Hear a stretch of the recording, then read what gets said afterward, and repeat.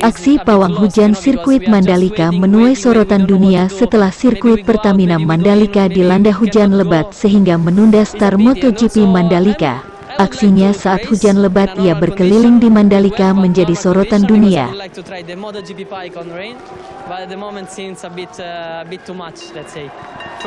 Dalam cuplikan video ia nampak membawa mangkok berwarna emas serta memutar tongkat kecilnya yang digenggamnya sembari membacakan mantra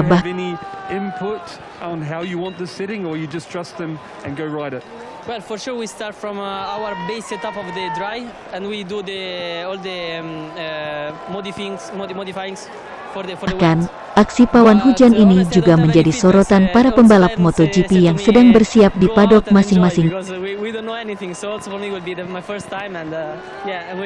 Diketahui pawang hujan tersebut bernama Rara Isti Wulandari. Beberapa saat hujan di Mandalika mulai redah dan start MotoGP yang sempat tertunda bisa dimulai kembali.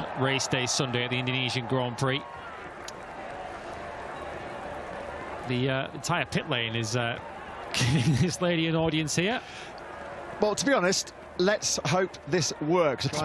Banish away these clouds.